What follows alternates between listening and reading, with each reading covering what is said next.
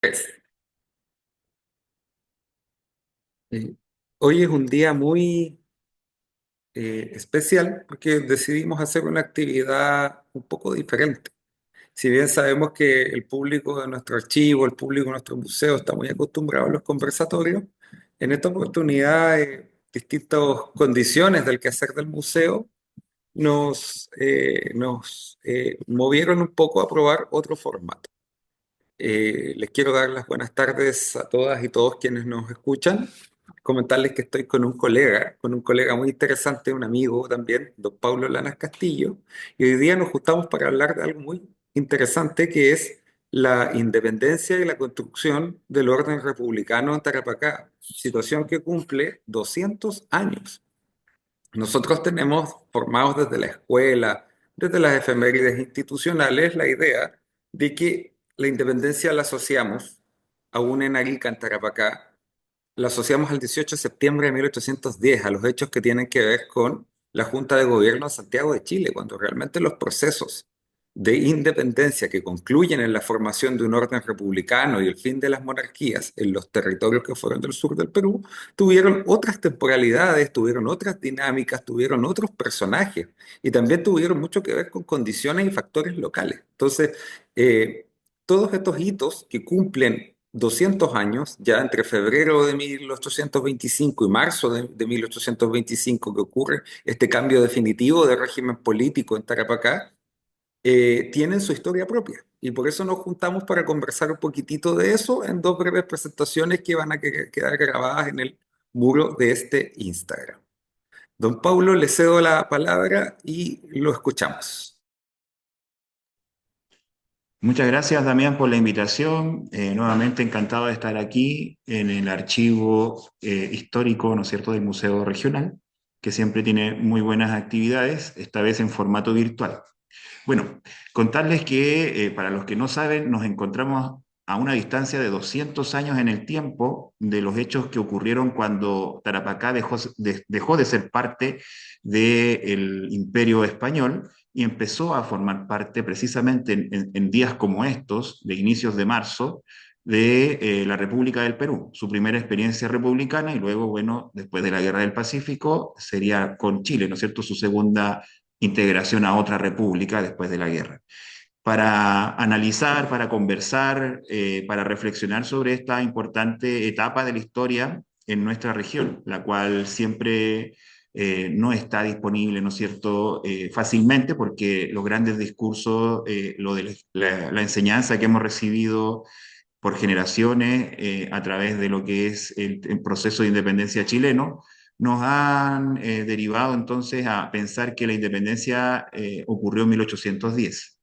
Y lo que debemos entender para hacer una comprensión a grandes dimensiones es que esto es un proceso continental, es un proceso amplio, no es de un país en específico. Voy a empezar a compartir entonces un PowerPoint, ¿no es cierto?, para que podamos reflexionar y también graficar a qué nos estamos refiriendo. A ver, creo que ahí se ve, ¿no es cierto? Sí. Perfecto. Bueno, lo que tenemos aquí en pantalla, la presentación obviamente, pero tenemos aquí la figura, una figura muy importante de la zona actualmente boliviana, del Alto Perú, diríamos en periodos coloniales españoles. Es Pedro Antonio Lañeta. Este general va a ser uno de los últimos sostenedores de lo que es el absolutismo español en América. Bolivia, también muy cercana, ¿no es cierto?, a cumplir 200 años de vida independiente, debe también, en parte, la resistencia española a Pedro Antonio Lañeta, que ya fallece en combate, ¿no es cierto?, ahora en un 2 de abril de 1825, ya prontamente a cumplirse los 200 años. Sí, claro. A ver, ahí se está cargando. Ahí va. Perfecto. Ahora sí. Bien. Entonces, don Pedro Antonio Lañeta, este general absolutista, va a ser el bastión, ¿no es cierto?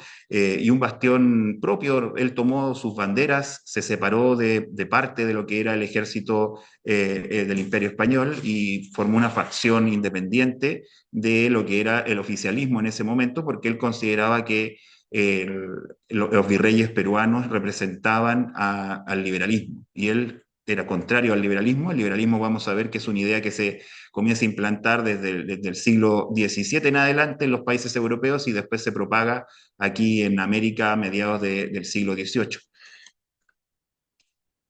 También recordamos hace muy poco, no sé si pueden ver en pantalla, la batalla de Ayacucho.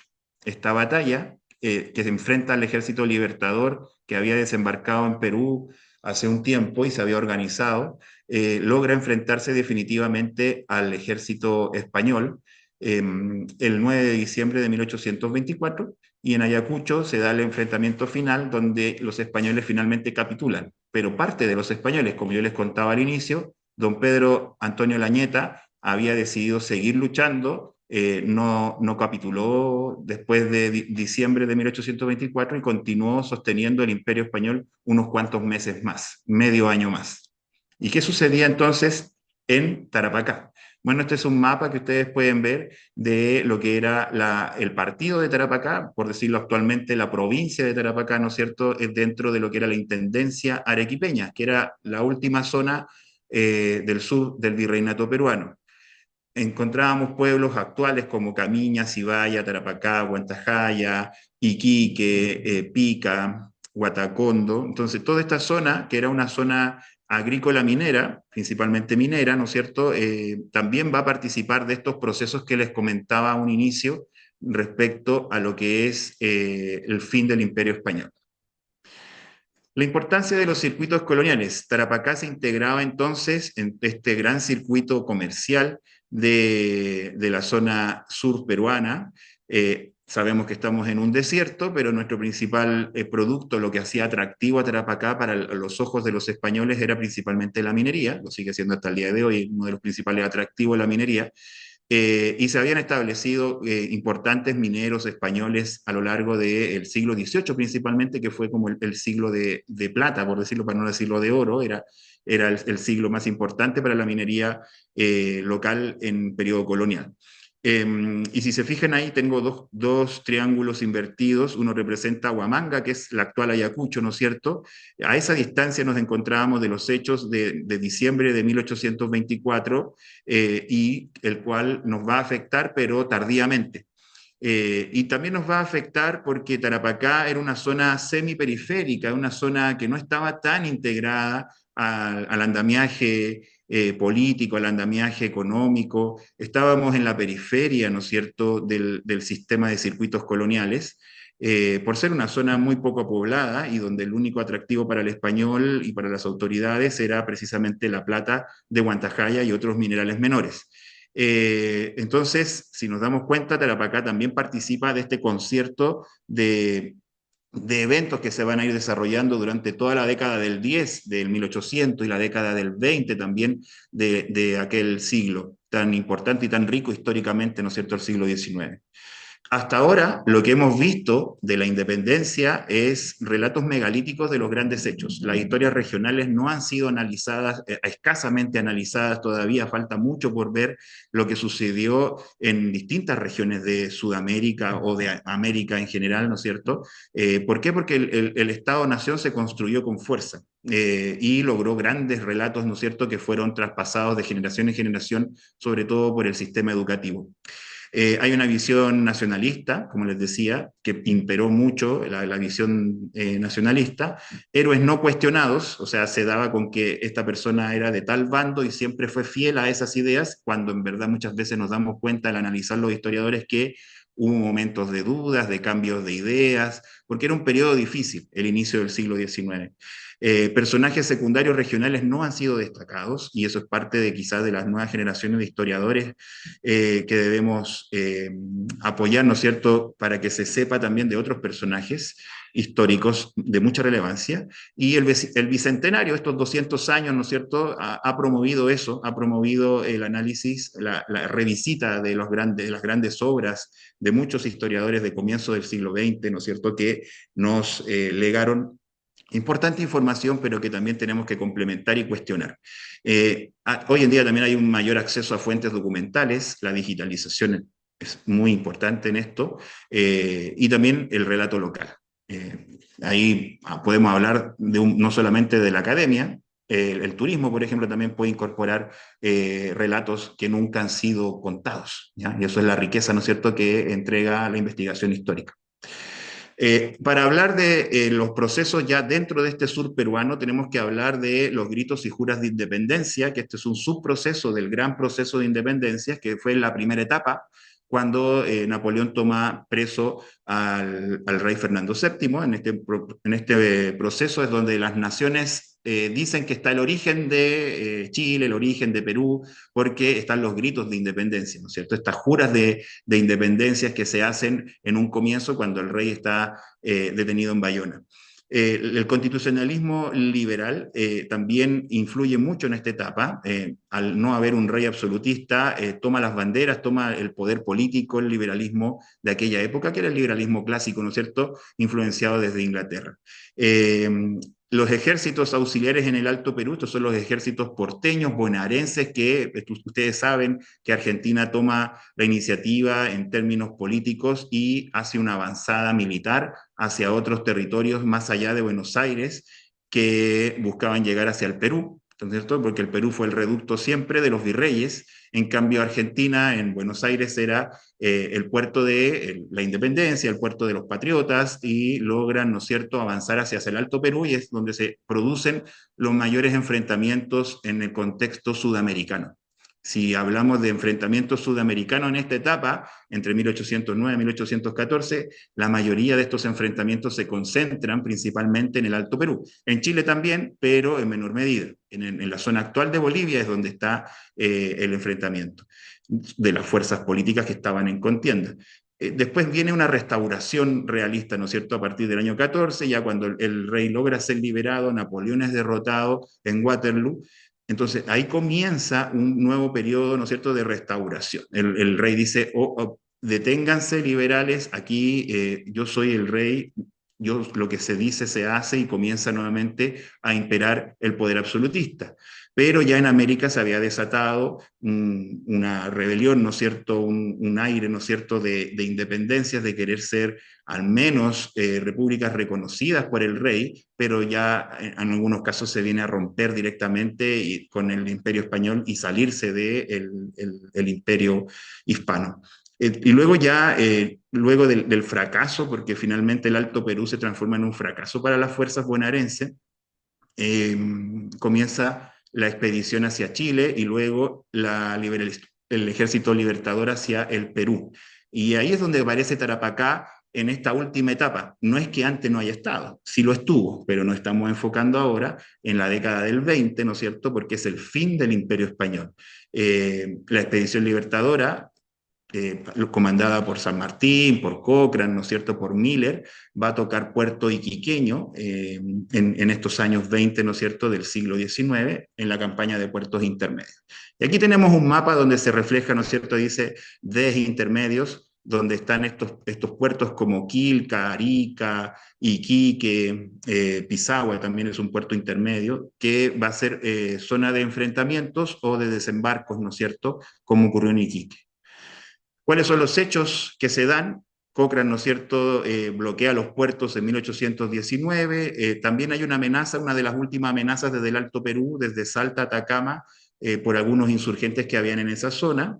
También hay un refuerzo de las guarniciones realistas. Los realistas se rearman a partir del 1816 en Tarapacá, en Pica sobre todo. Hay un bloqueo de Iquique, ¿no es cierto?, desde 1821 en adelante.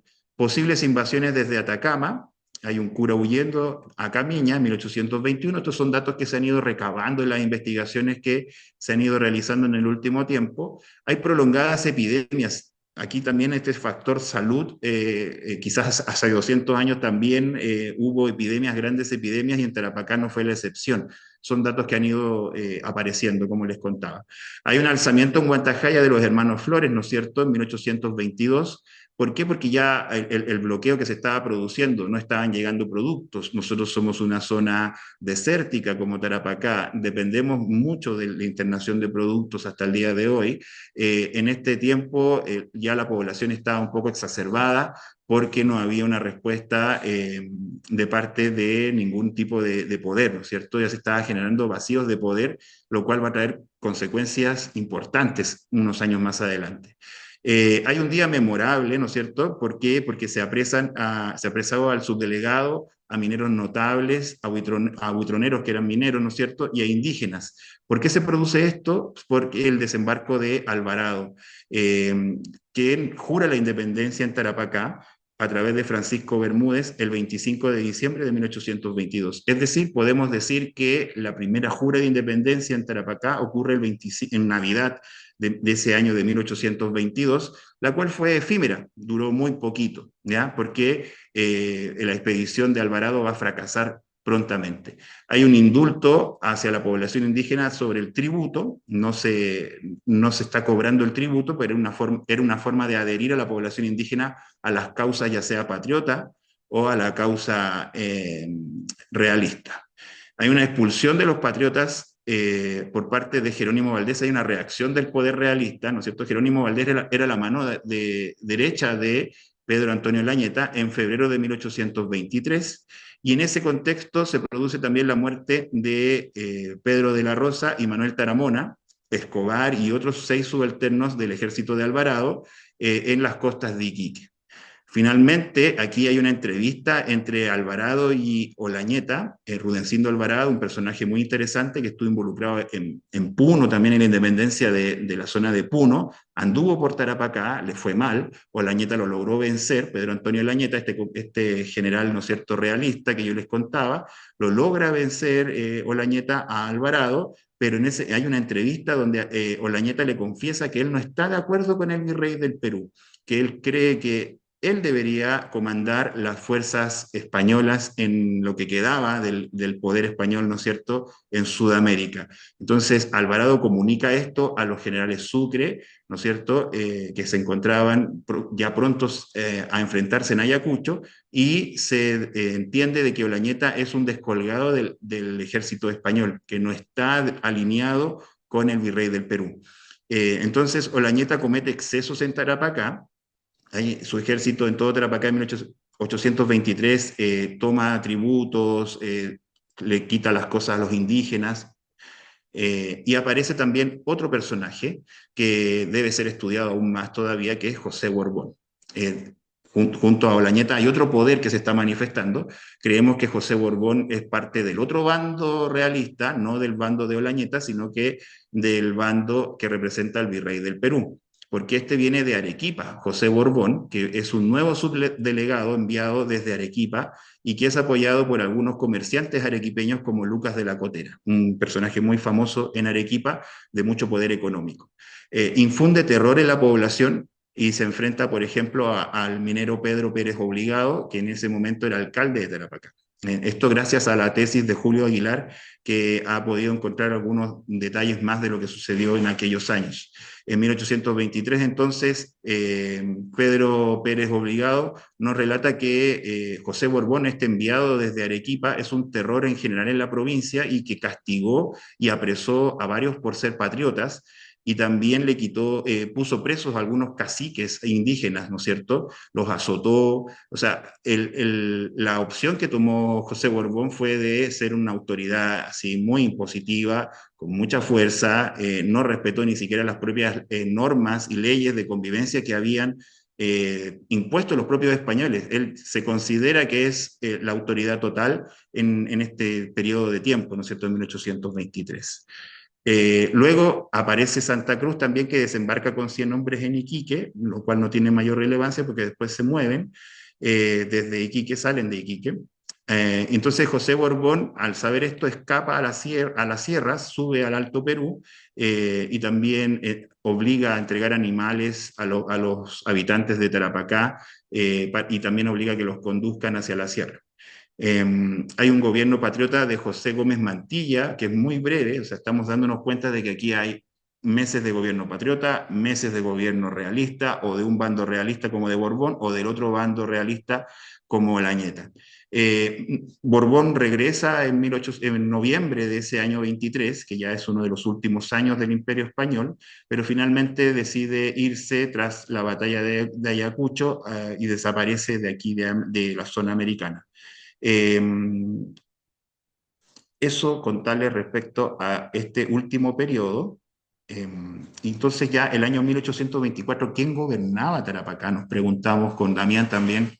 Entonces creemos acá que hay un autogobierno en Tarapacá, al no todavía sentarse el poder de la República Peruana, comienza un autogobierno de solucionar problemas domésticos, locales, ¿no es cierto?, a través de las autoridades que habían sido en algún momento autoridades españolas. Ahora ya no había quien responder porque no hay una figura ni del Alto Perú ni de Arequipa que esté presente. Este año es un año muy complejo para Tarapacá, pero ya comienza a aparecer el poder republicano peruano en 1825. Damián Lo también recientemente en su tesis de doctorado ha traído a la luz algunos documentos más, ¿no es cierto?, que nos sirven para ir completando este interesante periodo del fin del Imperio Español en Tarapacá. Creemos que Pedro Antonio Lañeta es precisamente el último que ejerce el poder aquí en Tarapacá y siempre optó por mantener la puerta abierta hacia el Pacífico. Yo creo que esa era la visión que tenía Pedro Antonio Lañeta desde el Alto Perú, de tener a Tarapacá disponible para cualquier situación de internación de armas, internación de caballos o también de fuga, en caso de tener que tomar una vía de escape. Consideraba Tarapacá bajando desde el Alto Perú para poder huir en caso de alguna emergencia, ¿no es cierto?, que perdiera el poder. El año de confusión administrativa lo ha llamado Damián Lo, ¿no es cierto?, a 1824, y ya en 1825 aparecen poderes republicanos peruanos, como es el poder de Ramón Castilla y Marquesado, un conocido nuestro, ¿no es cierto?, que va a ser la primera autoridad regional en ese año, ya con el sello de la República Peruana. Eso contarles como para concluir mi presentación. Muchas gracias. Gracias a ti, Pablo, muy claro. Y em, añadir un pequeño detalle que a ese señor Pedro Lañeta, que era el más absolutista de todos los absolutistas, creía que el virrey Abascal había sido un traidor. Don Fernando VII lo nombró el último virrey español en Sudamérica, pero lamentablemente él se había ido de Tarapacá en febrero, muere en la batalla de Tuxtla, como bien nos contó Pablo, y el nombramiento de Fernando VII del último virrey sudamericano llega post-mortem. Pero se podría decir que el último virrey estuvo acantonado en Tarapacá el verano de 1825, ¿no? Una cosa muy, muy interesante. A veces creemos que en nuestro desierto no pasan cosas y no es así. Ahora, yo quiero complementar todo lo que planteó Paulo, hablando de una cosa que espero que no sea tan fome. Puede sonar un poco áspero, pero voy a hacerlo, voy a hacer el mejor esfuerzo porque sea entretenida. Porque la independencia las guerras de independencia también tuvieron mucho que ver con los cambios que hubo en la economía regional, con las crisis internas de la economía regional y con el paulatino abandono de la minería argentífera que caracterizó la época colonial y con el traslado de los mineros de Tarapacá a vivir de la exportación de la precaria exportación de salitre, que fue lo que definió en gran medida el siglo XIX y que también llevó luego a otros hitos históricos como la Guerra del Pacífico. Y sin duda que las guerras de independencia tienen algo que ver con todos estos acontecimientos que alteran la estructura económica de la región. Primero, ¿qué entendemos por un orden colonial y cómo llega este orden colonial a Tarapacá? Creo que es necesario hacer un breve repaso. El territorio de Tarapacá era hacia el año 1400, siempre utilizando este calendario europeo, desde luego, era un territorio poblado por una macroetnia que es el complejo cultural, o fue el complejo cultural Pica Tarapacá, que cayó bajo el dominio incaico, fue incorporado al Tahuantinsuyo a partir del año 1400 más o menos, según el calendario europeo. Posteriormente, sabemos que la conquista del Perú comienza en 1532, cuando Pizarro captura a Atahualpa en Cajamarca, y es un periodo de luchas entre españoles e incas, y también entre los mismos españoles, que concluye finalmente con la caída del estado neoincaico de Vilcabamba en 1572, que fue el último baluarte de poder de la nobleza inca. La fundación de la villa de Arequipa es fundamental en el año 1540, porque desde ahí los conquistadores españoles van a extenderse hacia el sur. En 1542 se forma la entidad que vamos a conocer como Virreinato del Perú, que termina con los hechos que describió recién Paulo. Y hay una serie de hitos, como el encuadramiento de la población indígena de Tarapacá en el sistema de encomiendas, que también es clave, donde la población es tasada y es obligada a servir a los conquistadores españoles, y la población es redistribuida. Las mejores tierras quedan para los españoles y los indígenas son puestos en distintos pueblos y en las quebradas de altura, en lo que son las reducciones toledanas en la década de 1570. Todo ese proceso que abarcó a Tarapacá es la consolidación de este orden colonial. En 1567 se crea entonces el corregimiento de Arica y en 1578 una pequeña parte de este corregimiento, o no tan pequeña, la mitad, es demarcada con los límites que tiene la provincia de Tarapacá hasta el día de hoy. El mar, Camarones, el río Loa y las alturas de la cordillera. Entonces esos límites se establecen en 1578 por parte del corregidor de Arica y ya tenemos un Tarapacá colonial funcionando. Y entramos ya en el siglo XVII, en una época muy interesante del Imperio Hispano que se llama la época de los Habsburgo, de la Casa de Austria. En esta época ocurren una serie de eventos de interés en Tarapacá, como por ejemplo el descubrimiento del mineral de la Cruz, que después vamos a conocer como Guantajaya. La primera minería de Guantajaya, a cargo del encomendero Lucas Martínez, uno de los conquistadores de Cajamarca. Llegan los primeros esclavos negros y llega la primera técnica de fundición minera, las primeras técnicas de procesamiento de minerales, y posteriormente en el siglo XVII, tras la muerte de los primeros encomenderos, se forma en Tarapacá una economía agrario-pesquera dirigida por colonos que están asentados en Pica, en Matilla, en la Baja Quebrada de Tarapacá y algunos en Camiña. Y esta economía regional opera como una periferia de lo que va a ser la Real Audiencia de Charcas con su centro económico, que es la minería de la plata en Potosí, que es el corazón del económico del Imperio Hispano en Sudamérica, articulador de esta temprana globalización. Y finalmente también el proceso de evangelización, que es clave para comprender el orden colonial, se da entre 1571 y 1698, que se estructura la Iglesia Católica en Tarapacá, en cuatro doctrinas que son Cibaya, las alturas, Camiña en el norte, Tarapacá en el centro de la provincia y Pica en el sur de la provincia. Queda este mapa, así queda esta imagen. Hacia 1601 tenemos ya cierto ordenamiento de este territorio, que es lo que se llama el espacio económico colonial, donde pueden ver que están las principales ciudades del Alto Perú, de la Real Audiencia de Charcas, lo conocemos como Bolivia hoy. Está La Plata, que hoy día la conocemos como Sucre, que también se llama Chuquisaca. Está Potosí, muy importante. Está La Paz arriba. Y todos estos centros poblados, mineros, financieros, se vinculan con el partido de Tarapacá, con el tenientazgo de Tarapacá, con la economía de Tarapacá, que es una economía que produce pescado y vino, según las pocas investigaciones que tenemos sobre ese siglo XVII.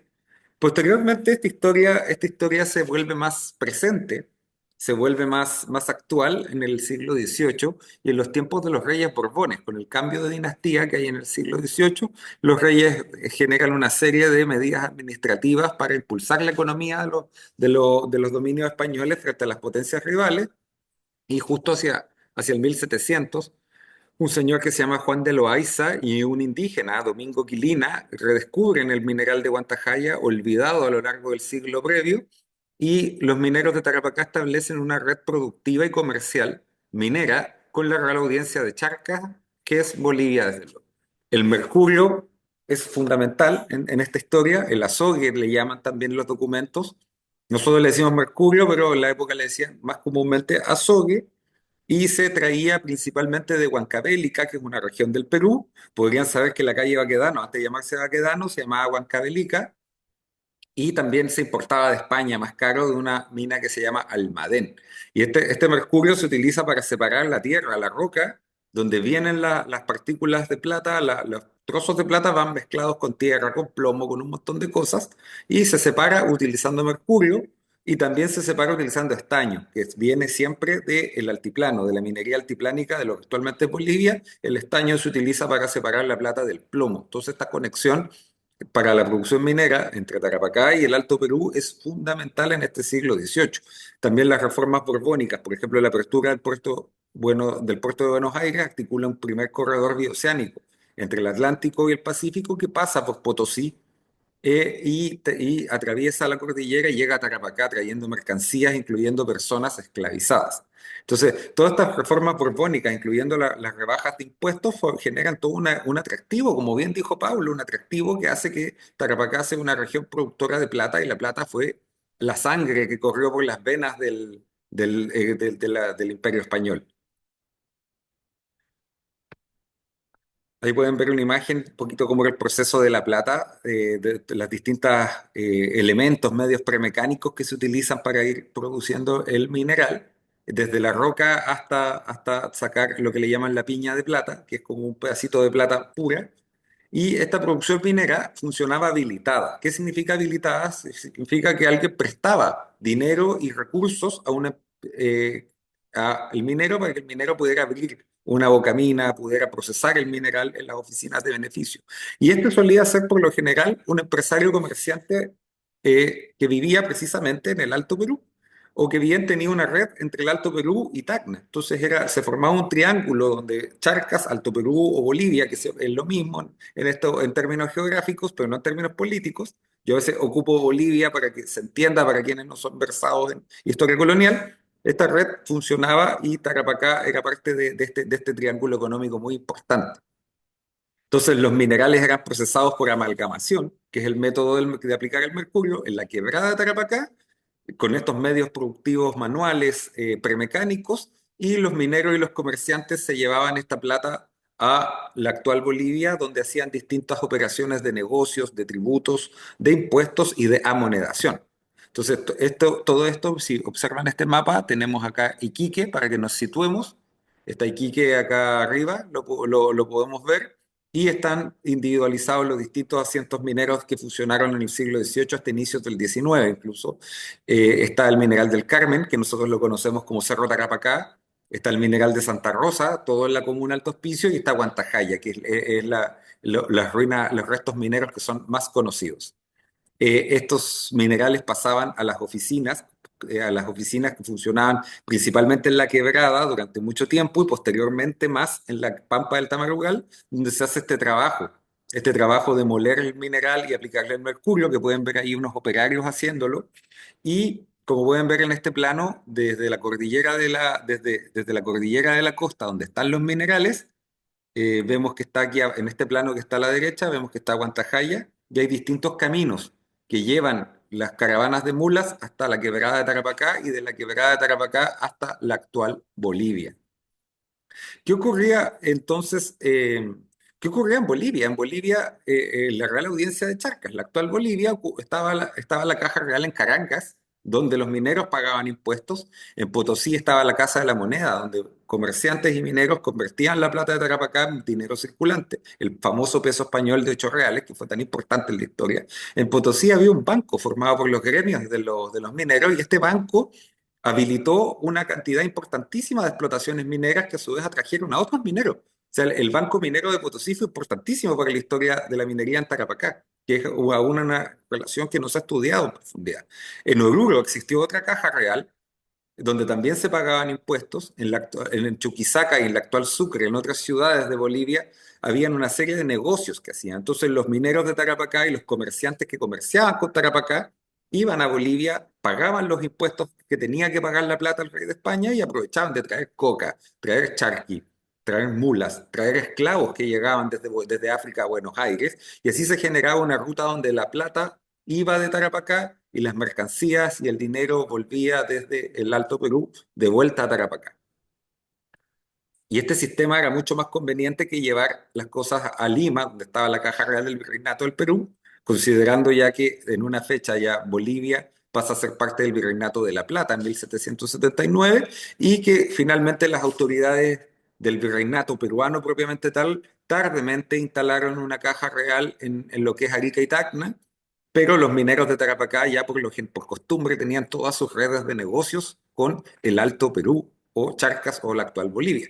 Y esta era una economía minera bastante frágil ya tenía una serie de problemas. Bien dijo Paulo recién que es una minería que enfrenta problemas logísticos en un territorio mayormente desértico y escasamente poblado. Entonces, tiene una serie de contradicciones internas que se van a ver agudizadas por el contexto de las guerras de independencia.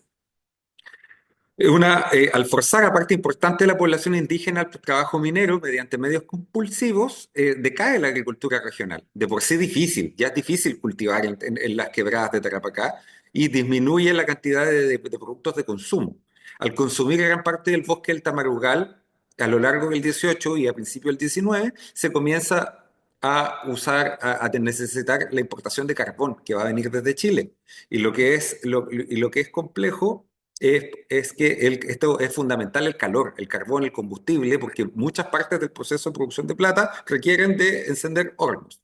Y de a poco, ya hacia fines del siglo XVIII, los mineros de Tarapacá empiezan a tener una doble dependencia, donde dependen una parte también del Alto Perú y otra parte también empiezan a depender de Valparaíso. Eso ya es notorio hacia 1792, según algunos informes oficiales. Entonces, los mineros de Tarapacá estaban bastante complicados, endeudados, estaban escasos de recursos y trabajaban en estas minas muy pobres, a veces trabajaban los resabios de que habían dejado los desechos que habían dejado minas más antiguas en los últimos años del siglo XVIII y los primeros del siglo XIX, antes de que llegaran las guerras de independencia. Entonces, cuando comienzan los combates de independencia, ahí pueden ver, estos son el mineral del Carmen, de un trabajo de terreno que hicimos con otros colegas, las ruinas de lo que son los campamentos mineros coloniales en Tarapacá. Esto está muy cerca de aquí, que de hecho valga la redundancia.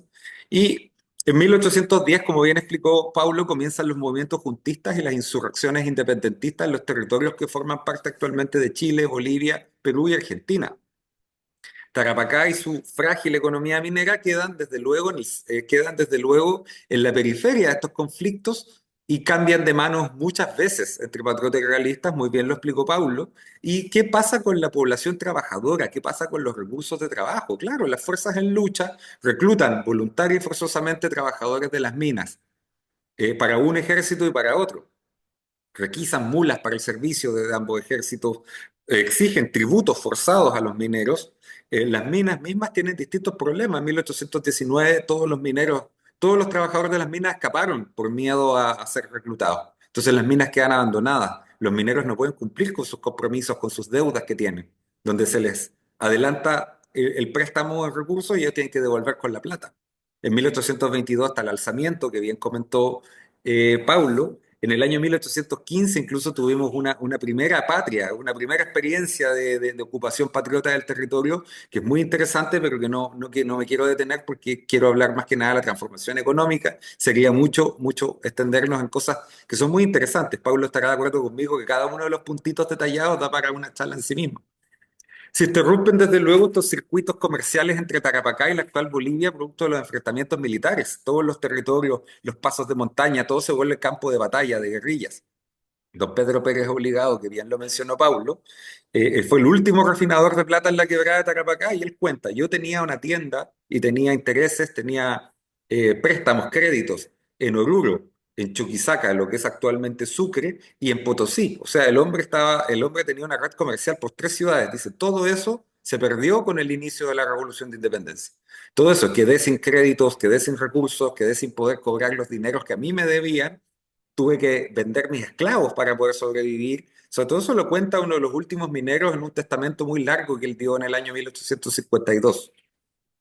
Y también sucede que los mineros luchan en ambos bandos y mueren, y con eso también se interrumpe la economía. Por ejemplo, los hermanos Angulo fueron mineros en Tarapacá y cayeron combatiendo en lo que se conoce como la insurrección de Tacna, que arrancó en el año 1811, fueron fusilados por los realistas, perdón, la Revolución del Cusco, fueron fusilados por los realistas en el año 1814. Don Sebastián de Ugarriza fue un minero muy importante también de Tarapacá, un comerciante que financiaba la minería regional, y él murió combatiendo cuando San Martín, si no me equivoco, atacó Lima. Él murió combatiendo en la defensa de Lima por las armas del rey.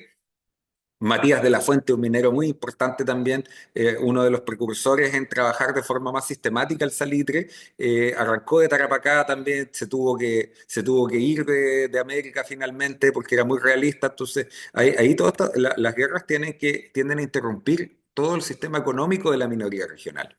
Y está el problema principal, que es algo que está en deuda, la bibliografía salitrera, todo lo que han sido los trabajos de don Oscar Bermúdez, de Roberto Hernández, Semper y Michaels, incluso los trabajos de algunos maestros que aún están muy vigentes, como el profesor Sergio González, el profesor Luis Castro, otros, nunca han omitido o han soslayado o quizás no han reparado en el problema de la transición de la minería de la plata a la minería no metálica del salitre, en el problema del mercurio, el problema del azogue. Ese problema es clave para entender por qué los mineros abandonan Guantajaya, Santa Rosa, El Carmen y se van finalmente a refinar salitre. Es un problema clave. En 1786 colapsó la mina de cinabrio de Santa Bárbara en Huancavelica. El cinabrio es el mineral que se procesa y genera el mercurio. Y la minería hispanoamericana pasó a depender de las importaciones de Almadén en España y también de minas que actualmente están en Eslovaquia, en Europa Oriental. Y cuando comenzaron las guerras napoleónicas y comenzaron las guerras de independencia, todo este circuito de importación de mercurio desde Europa a América, desde luego que se interrumpió. Y posteriormente, la reina Isabel, que es la hija de Fernando VII, en el año 1830, concesionó las minas de Almadén, de las minas de mercurio Almadena a la casa Rothschild, un famoso monopolio de los pioneros de estos capitalistas muy importantes, muy abusivos, que controlan este mundo más globalizado del siglo XIX, y los Rothschild elevan considerablemente los precios de la soja y lo hacen inasequible para los mineros peruanos, que eso incluye a los tarapaqueños, que están en crisis, que están en pobreza y que están empobrecidos después de una larga situación de guerra. Entonces, la minería de la plata en Perú nunca se recuperó. El Perú republicano nunca logró acuñar tanta moneda de plata como acuñó en los últimos años del siglo XVIII. Por ahí un ministro de Hacienda del Perú decía, nos faltaría para poder trabajar nuestras minas, tenemos con suerte un cuarto del mercurio que deberíamos tener.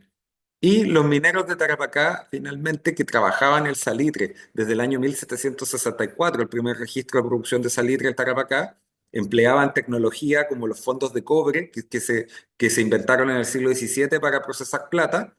Estos mineros ya no tenían el azogue fundamental para trabajar las minas de plata, no tenían los recursos para cavar profundos piques en el suelo, horadar la cordillera de la costa buscando la plata, y se ven obligados a sobrevivir de la venta de este material que era prácticamente una cosa que estaba ahí regalada por la naturaleza y que requería muchos menos costos de producción que la plata. Entonces, ahí es cuando el salitre que era estancado, vale decir que su producción sin autorización estaba prohibida en Perú desde 1785 en adelante, queda en un vacío legal con las guerras de independencia, y los mineros de Tarapacá, desde luego, en todo este periodo de las guerras de independencia, lo exportan igual ilegalmente. Famoso el caso de los hermanos Flores, que los nombró Paulo, y que exportan clandestinamente salitre en plena guerra de independencia. Entonces, finalmente, estas minas de plata fueron de a poco despoblándose hasta quedar a mediados del siglo XIX totalmente desamparadas. Y los mineros de Tarapacá, con mucho dolor, con mucho resentimiento, pasan a trabajar el salitre, pero ya el salitre no lo trabajan con créditos y recursos que vienen de Bolivia, sino con los recursos que les proveen comerciantes muy abusivos, muchos extranjeros que tienen su sede en el puerto de Valparaíso. Y ahí se provoca ese giro desde el Alto Perú, desde Bolivia, desde la integración de Tarapacá con Bolivia, se provoca ese giro a la dependencia de Tarapacá con Valparaíso, que es algo que forma parte de los antecedentes de la Guerra del Pacífico. Finalmente, los mineros de Tarapacá, desesperados y con solamente el salitre como rubro de vida, negocian con los caudillos que gobiernan Lima. Los caudillos peruanos están en permanente guerra civil. Cada caudillo derroca a otro y al día siguiente un caudillo necesita otros apoyos para poder mantenerse en el poder en Lima. Entonces, el gremio minero de Tarapacá dice, está bien, nosotros seríamos parte de la familia peruana si ustedes nos dan permiso para abrir legalmente la exportación de salitre por el puerto de Iquique. Entonces, finalmente esa apertura del puerto de Iquique para exportar legalmente salitre es un momento clave de la integración también económica, social, política, ideológica de Tarapacá a esta nueva entidad política que es la República del Perú. Eso, muchas gracias. No sé si, eh, Paul, tendremos algunos comentarios finales. Paulo, voy a dejar de compartir mi PPT. ¿Algo que tú quieras comentar para... Sí, Damián, comentarte que es súper interesante lo que tú mencionas porque es muy complementario a lo que es lo político y lo económico, ¿no es cierto? Siempre hay una, y más todavía en contextos bélicos, pero este tránsito que hay de esta integración que hubo con Bolivia y también el surgimiento de Valparaíso como uno de los principales puertos, ¿no es cierto?, del Pacífico, producto de esta apertura comercial que inició en el periodo Borbón con la apertura, ¿no es cierto?, de Buenos Aires como un puerto ya no dependiente, sino que un puerto ya con toda lo de la ley, podríamos decir, generó un nuevo giro, ¿no es cierto?, un giro económico que también tiene repercusiones políticas. Y a la vez Valparaíso también emerge, ¿no es cierto?, como un puerto importante porque para llegar a Lima ya no necesariamente se llegaba a través de Panamá, porque en Panamá había que desembarcar, ¿no es cierto?, y trasladar vía terrestre hacia el Pacífico las mercaderías o viceversa, hacia el Atlántico. En este caso, Valparaíso también empieza a emerger como un puerto que siempre estuvo, siempre hubo este contacto, ¿no es cierto?, entre estos puertos intermedios que van a estar en las guerras de independencia, pero se ve acrecentado en este inicio del siglo XIX y claramente entonces colapsa la minería, como tú bien contabas, de La Plata y emerge este producto que siempre estuvo ahí también, que ya tú mismo lo has investigado respecto al tema de uso de la pólvora, pero comienza con una ya mundialización, quizás con llevarlo hacia otros territorios. Fue muy versátil, ¿no es cierto? El minero tarapaqueño supo rebuscárselas en este desierto escaso de todo, ¿no es cierto? Creo que eso hay que rescatar, no solamente los mineros, sino que también quienes eran los subalternos. La sociedad tarapaqueña supo hacer de este territorio un lugar para vivir, un lugar para poder crecer, ¿no es cierto?, económicamente, para buscar también ideales políticos.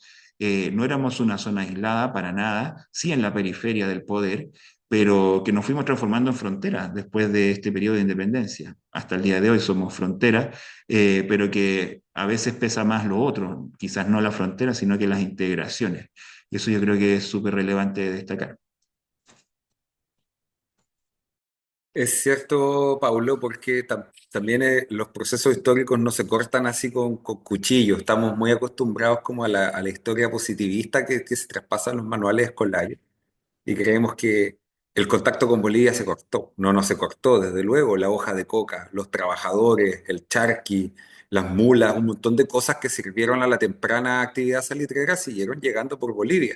Pero Bolivia va ocupando un rol secundario en relación a Valparaíso. Las relaciones laborales, la tecnología colonial también continuó durante muchos años. Durante muchos años, o sea, la economía siguió siendo una economía colonial pese a estar en la República. Sin embargo, este giro que produce la interrupción del mercurio, este giro que produce los nuevos acuerdos políticos entre mineros, comerciantes y casas exportadoras, este giro ya configura las semillas de una nueva etapa que van a culminar en la industrialización de la minería, las grandes oficinas salitreras y los problemas que ya configuran las vísperas de la Guerra del Pacífico. Así que fue sin duda la guerra de independencia en Tarapacá, son hechos desconocidos. Vamos a dejar colgado esto en el Instagram del archivo histórico. Vamos a dejar links a bibliografía, porque Pablo ha escrito unas cosas muy interesantes, yo he escrito otras tantas, y algunos colegas maestros, como por ejemplo el profe Lucho Castro, también ha escrito unos artículos maravillosos, así que les vamos a colgar algunas cositas de bibliografía y espero que hayan disfrutado esto. Nos dejan en los comentarios si de repente les gustaría que en otras efemérides volviéramos a generar este tipo de iniciativas que de repente son un poco más dinámicas y menos desgastantes para quienes gestionamos esto que el conversatorio presencial. Así que te agradezco muchísimo, Pablo, tú que me acompañes hoy día. Muchas gracias y gracias a todos los que se interesen por ver y escuchar este videíto.